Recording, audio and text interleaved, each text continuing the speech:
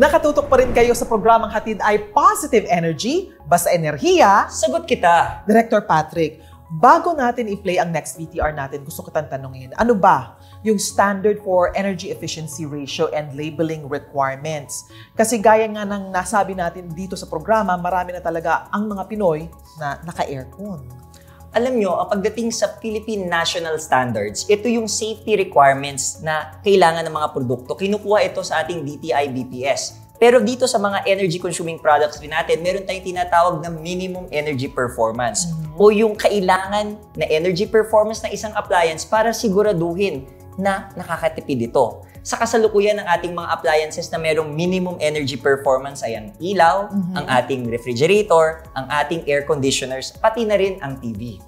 Okay. Meron ba mga produkto na hindi nakakapasa nito at nandito sa merkado? Sa kasalukuyan, wala ng produkto ang maaaring ibenta, mga ka-energy, na walang energy label at hindi nami-meet yung ating minimum energy performance. Okay, so pwede ba tayong maging kampante as consumers na pagbibili tayo ng produkto, pumasa ito sa regulasyon ng at least ang DOE? Tama po yun. Kaya nga parati nating hahanapin, mga ka-energy, yung ating energy label na nakikita sa mga produkto na bibili nila sa merkado. Okay, kung wala ito at nabibili natin to online, alam naman natin mas madali na bumili online and import products from abroad. Ano kailangan natin tandaan? Kailangan ba talaga may label o pagkatiwalaan natin yung mga label na nakikita natin doon? Actually, ang requirement na siya, hindi na po tayo dapat nagkakaroon ng mga produkto na hindi lumulusot sa ating mga requirements sa BPS, maging yung pagkakaroon ng energy label, Miss Jasmine. Kaya kung meron po kayong mga produkto na nakikita, maaari nyo pong i-report yan, hindi lang po sa DTI, maging sa DOE. I see. Okay. Pero kung merong mga label, hindi mo maintindihan, hindi na namin bibilhin.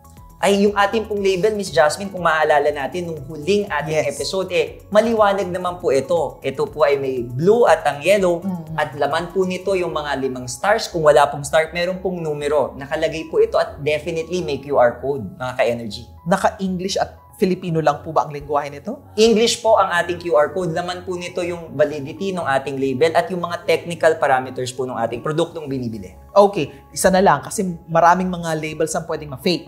So kung hindi English at hindi sa itsura, sa pananalita o kaya dun sa colors na sinasabi mo kanina, yung mga pwede nating mabili sa merkado kahit abroad, kung hindi ito ganon sa specs na sinasabi mo, magduda tayo. Ganun ba? Tama po yun. Ulitin po natin, dapat ang lahat ng produkto natin binibili sa merkado, meron po tayong PS or ICC mark. Galing po ito sa DTI. At para naman po sa DOE, meron po itong energy label. Ayan, malinaw na yan ha, para sa ating mga ka-energy. Kanina nga may mga pinag-uusapan na tayong mga household energy conservation tips. Pero hindi pa lahat yon. Ito pa ang ilang tips sa ating Madiskar Tips.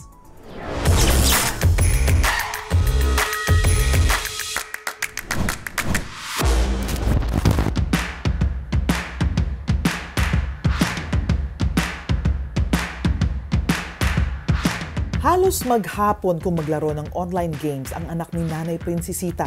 At hindi lang daw yan, dahil sabay-sabay pa kung gamitin ang desktop, laptop at cellphone.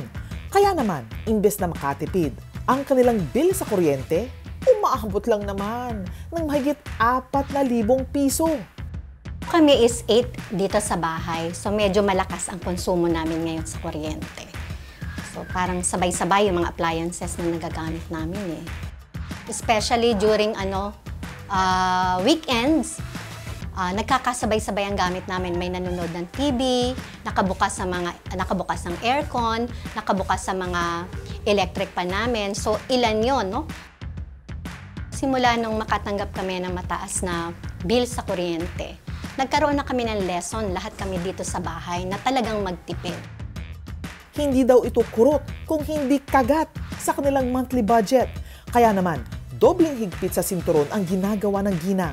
Ano nga ba ang tamang diskarte para hindi ma-paralyze ang ating bulsa habang nag-e-enjoy?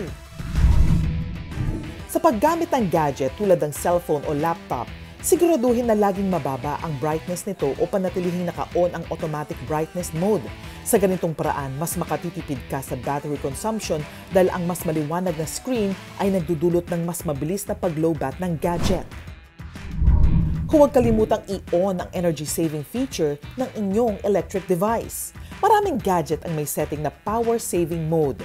I-activate ito upang mabawasan ang energy consumption at mapanatili ang matagal na buhay ng baterya.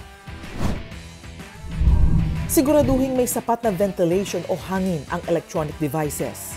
Ang magandang airflow ay nakakatulong upang maiwasan ang overheating. Ito rin ay tumutulong na magamit ang gadget sa optimal na kondisyon na nagre-resulta ng mas efficient na paggamit ng kuryente. Iwasan ang phantom loading. Ugaliing i-unplug ang mga electronic gadgets kung hindi ito ginagamit. Ayon sa Meralco, makatitipid ng 250 pesos kada buwan ang isang consumer kung uugaliing alisin sa saksakan ang mga hindi ginagamit na kagamitan. At para iwas extra charge sa inyong electricity bill, ay iwasang mag-overcharge ng inyong gadgets. Ang patuloy na pag-charge kahit puno na ang baterya ay maaaring magresulta sa overheating ng electronic gadgets na maaaring makaapekto sa battery health nito. Regular na linisin ang inyong mga electronic devices. Ang dumi at alikabok ay isa sa mga rason kung bakit mabilis mag-overheat ang isang electronic device. Ang overheating ay maaaring magresulta sa mas mataas na konsumo ng kuryente at mas mabilis na pagkasira ng inyong gadgets. Subukang mag-digital detox o pansamantalang paglayo sa mga gadget. Hindi lamang ito makakatulong upang mabawasan ang inyong konsumo sa kuryente, pero isang paraan din ito upang i-refresh ang sarili at mapangalagaan ang inyong mental health. Sabi nga, unplug to recharge. Ilan lamang ito sa mga tips na maaari niyong gawin para iwas stress habang nag-e-enjoy. Tandaan, lamang ang may diskarte. Energy efficiency starts with you. Iba talaga pag madiskarte sa buhay, mas nakaka-save ng energy. Sana'y sundin po ninyo ang ating madiskarte tips. Pero kung may mga katanungan sila, pwede nila kaming itag sa aming mga social media accounts at susubukan naming sagutin ang mga questions ng ating mga ka-energy. Mga ka-energy, pwede nyo rin pong bisitahin ang official website ng Department of Energy, doe.gov.ph. Maraming salamat, Director Patrick, para sa inyong todo energy sa pagtulong sa ating mga ka-energy. Walang anuman, Jasmine. Pero syempre, di pa tayo dito nagtatapos dahil sa susunod nating episode, pag-uusapan naman natin ang may kinalaman sa transportasyon. Maraming tututok dyan sa ating mga ka-energy. Same time po tayo next week, ha? At pwede nyo rin pong mapanood ang episode na ito sa All TV News PH sa Facebook at may replay din ito mamayang 10:00 ng gabi. Ako po si Jasmine Romero kasama si Director Patrick Aquino ng Department of Energy. Mga ka-energy, ito ang Basta Enerhiya, Sagot kita!